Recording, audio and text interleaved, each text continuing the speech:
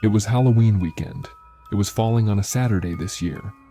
My mom always takes decorations and giving out candy very seriously. It's almost like she has to compete with neighbors to have the most sought-after house to trick or treat at. We live on a corner in a regular suburban neighborhood, so when we're decorating, we also decorate the side yard of the house too. Since Halloween was a Saturday this year, kids started trick-or-treating earlier in the day. However, it was a cloudy, cold day, and there was a chance of rain in the forecast. My mom apparently couldn't understand that this may have been a factor as to why there weren't many trick-or-treaters out. Instead, after a few trick-or-treaters seemingly skipped our house, she assumed it was because there weren't enough decorations out to attract the trick-or-treaters. She told me to go get whatever containers were left in the attic containing decorations. I insisted this wasn't necessary, but she insisted otherwise and forced me to. So I went up to the attic, which is directly above my bedroom. The attic door is in the hallway upstairs. I pulled down the door and climbed up the ladder. We had the holiday containers sorted a specific way, so I went over to where the Halloween containers were. There were only a couple still left up there. I opened one to see what was inside and said, "Good enough." I started dragging the container out towards the attic door. Then I carefully slid the container down the ladder. As I was about to climb down out of the attic, I thought I heard something on the opposite side of the attic, like a piece of wood cracking under the weight or pressure of something. I looked over to the wall of containers in the far corner. It's an attic, though the sound of wood snapping or cracking really wasn't that weird. I climbed down out of the attic and brought the decorations downstairs. From there, my mom and I put out some more decorations in the front yard. It was really windy and felt like rain at any second. There really weren't many trick-or-treaters at all. My mom was disappointed because she goes all out with the candy too. She's always been one of those people who makes a bunch of homemade goodie bags with a bunch of different candies inside. I could see how upset she was that she wasn't going to give most of them away at this rate. The day progressed, and I was in my room playing video games on my laptop, while my mom was downstairs in the living room and kitchen handing out candies to the few trick-or-treaters that would come. And then it started to rain, and that pretty much put a damper on the rest of the day, trick-or-treaters wise. I was gaming in my room when I heard a crack from above my room in the attic. Again, not really abnormal, but I made a mental note. That was the second time I heard something from up there. The rest of the day was rainy, and that night it turned into a thunderstorm, perfect for Halloween night. I used to be a big gamer in my teens, and so instead of going out with friends on a Saturday night, I would often just stay and playing video games. Unfortunately, this night was no exception to that. I stayed up really late into the night past my parents'. It was still raining outside. Then I heard something above me again. This time, it sounded like footsteps. I was wondering if my mom was in the attic putting stuff away. But it was late at night. I sat and listened for a while. The sound stopped. I paused my game and went out into the hallway. After a couple minutes, and I saw the attic door was open. I now heard noises from downstairs in the kitchen. I heard the sound of things being moved around in the fridge. My heart was racing now. I tiptoed down the hall to my parents' room and quietly opened the door. When I saw both my parents fast asleep in bed, I felt my stomach twist and I felt sick. I quietly closed the door and went up to my dad to shake him awake. He woke up easily, and I whispered to him, "There's someone in the house." He immediately sat up and said, "What?" I said, "There's someone in the kitchen right now in the fridge. I think they're hiding in the attic." My dad is not a large or confrontational man. He keeps a police baton under his bed in the case of an emergency, but I don't think he ever thought he'd have to actually use it. My dad told me to stay quiet. He went to go look out into the hall quietly. When he came back inside, he whispered that he saw someone down the hall climbing into the attic. He shut the bedroom door and he locked it, and then called 911. By now, my mom was awake too, but we all stayed as quiet as possible and didn't freak out. It was now a waiting game until the police showed up. My dad went downstairs to open the front door. The attic door was now shut.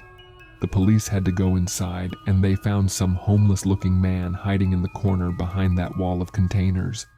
The sounds I was hearing were in fact from a person the whole time. The man, while seeming dirty and kind of scary-looking, apparently was very straightforward and honest. That he simply walked in when he saw the front door was open the day before, and he had no place to sleep. He brought one of our blankets up there, and there was a jar of peanut butter up there too that he was eating. The whole thing is still very disturbing, and I wonder how things would have played out if I or my father confronted the man instead of the police. My parents didn't press any charges.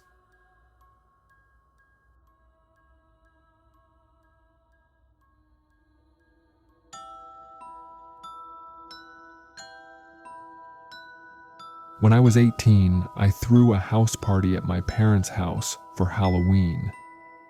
It was a closed invite, meaning I told people not to bring strangers. That was a rule my parents gave me. They were not at the house that weekend, which was why I was able to throw the party, with another rule being the place needed to be even cleaner than it was. Before the party, I invited around 50 people, and probably around 40 ended up showing up. The party started around 6. It was starting to get dark out. It would be partially in the backyard and partially on the first floor. My parents left me money for refreshments like sodas and food to leave in the kitchen for people to take. I told my parents it would be a non-alcoholic party, but I think they knew that was a load of shit. My friend, who's a few years older than me, brought his DJ equipment to DJ, and the party was in full swing by dark. Everyone seemed to listen and not bring strangers because I recognized everyone. Just about everyone came up to me and greeted me after entering. I didn't drink too much because it was my party, and I wanted to be somewhat responsible, but everyone else was getting drunker the later the night went. Eventually, one of my friends came out of the house after getting food, and he asked who that guy in the skeleton bodysuit inside the house was. I didn't recall seeing anyone in a bodysuit costume, so I went inside the house where there were a few people hanging out in the kitchen. I asked if they saw someone wearing a skeleton bodysuit, and someone told me, yeah, it seemed like he was snooping around the house. I grew concerned when I heard this, and I asked if anyone invited him or knew who it was. No one inside knew him. I looked around the house and then found him. He was walking down the stairs. I asked, "Who are you?" And he said, "Mike." It was a really deep voice. He sounded older. His frame was also a bit larger. Not like muscular, just a stockier looking build. I asked, "Who invited you?" And he said, "Tom." I didn't know a single Tom, so I asked, "Who's Tom?" Then I just asked him if he could take his mask off. He didn't listen or even respond. He just walked past me towards the front door. Then he left. I ran upstairs to check if any of the rooms had been gone through and if anything had been stolen. All the doors upstairs except for the bathroom door were closed, and after a quick look, it seemed nothing was stolen. So I went to lock the front door. And then I told a bunch of my friends about how weird that just was. I went outside to ask a few friends if they knew who invited the skeleton guy, and not a single person knew who it was. Eventually, I gave it a rest. The party was winding down around midnight. Most people were starting to leave. A few close friends stayed behind a little later to help clean up. After all was said and done, it was a successful party. When everyone was gone, I started getting ready for bed. One of my friends, Vinny, stayed over on the couch downstairs. After brushing my teeth and changing into pajamas, I decided to go hang out with Vinny in the living room for a while. We had some drinks and just watched funny YouTube videos on TV. My little sister, who was 14, was asleep by now. She didn't hang outside with the party because she was too young. We were being quiet so as not to wake her, but when Vinny and I both heard noises from upstairs, it seemed that we woke her up. I was expecting the sounds, which sounded like footsteps, to move to the bathroom or something. I got a little confused when I never heard my sister's door open. I decided to go upstairs just to check on her. I knocked on her door and she didn't answer. I opened it a crack and saw that she was sleeping. So what were those sounds I was hearing? Then I went to my parents' room and realized the door wasn't clicked shut. I was able to just push it open without twisting the doorknob, which was OD because I made sure their door was closed before the party. I looked inside the room without turning on the lights. Then, as I backed out of the room, I looked through the crack of the door, and on the other side, I saw that guy in the skeleton bodysuit. I made no mistake. I knew what I was looking at.